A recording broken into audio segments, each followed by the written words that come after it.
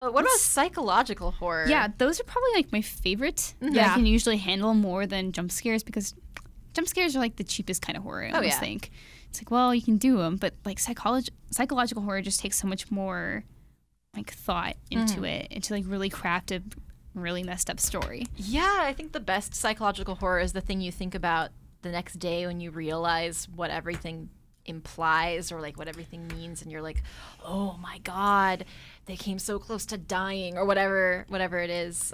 Psychological horror is so cool. I love it. Yeah, So- I love psychological horror. Absolutely, just to start off and kind of recap, is another. Like that is a good one. So if you missed that, we talked about it at the beginning of the show. One I actually kind of want to put out there is one that I'm very fond of. I love. I think I have her little statue up here, a character from. Anyway, Higurashi no Koro ni, or When They Cry, which you can also find in by both titles, is a very messed up psychological horror that is very gory. So if you watch that, proceed with caution. It is very grotesque. It is also a little old. So It stars Moai characters too, which is freaky. So it's about this kid, this high school boy, who moves to a very rural town out in Japan.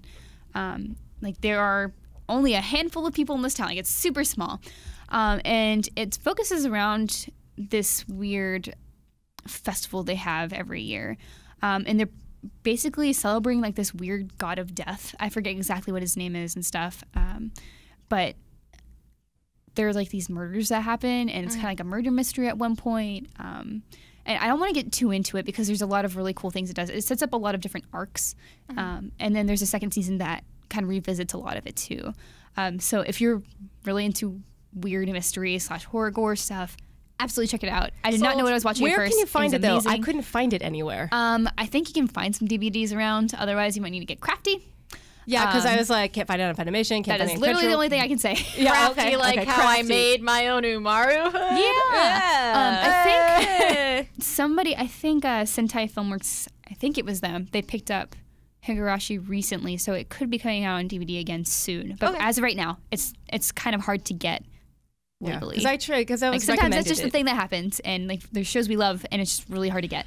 Yeah. Speaking of which, I've wanted to watch Koabone, but I couldn't find it. That's one of the shorts from this season. I couldn't find it legally. If you have, if I haven't tried in like a week, so if you have, if it is legal now, please let me know because I do want to watch that. Yeah. Legal anime. Legal anime. Sometimes it's hard. Like people always argue, like I can't find this legally, so what am I supposed to do? You know, it's like, well, you don't have to talk about where you're getting it, but you can acknowledge that this is a thing we want and we're waiting for it to come. Right. But when you have the opportunity, watch it legally. Yeah. Yes. Another psychological horror, which is not really scary, but really, really messed up, School Days. School Days. Have you guys seen it? Nope. I saw it when I was high school, and that was a really weird experience for a young Miranda. It's kind of about this like weird love triangle and people trying to figure out like their sexuality and like coming of age, but in a very, very violent, disturbing way. Whoa. Yeah. School Days. Are you all right? Yeah, you kind of zoned out there for a second. And a lot of people don't like it. I can understand why, because it is kind of like raunchy. It's very dirty. Don't watch it at work. Okay. Duly noted. And I think a lot of people just get hung up on it because of the end and how it is really weird. Anyway. Yeah. Oh, you know what we haven't brought up? What? Death Note. Death Note is I don't know if it's scary per se, not so but much it's psychological, but it's supernatural. It's super. Yeah. I don't know. I think there's an element of psychological, not horror, but something to Death Note, just because you're thinking about the. I think the scary thing about Death Note is, I didn't watch the anime. I read the manga, but when I was reading it, I was like, what would I do? What is my nature? How would this mess me up? And then I started to think about like human nature and stuff. That's the scary part of Death Note. It's not like super twist and turns that way, but I bring it up because it's like there is something psychologically very creepy about.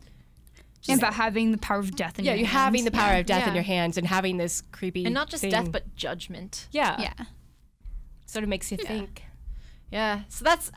So when I talk about psychological horror, it's not just like super creepy things like the just what we've talked about so far, but also just things that make you go, oh my god, life.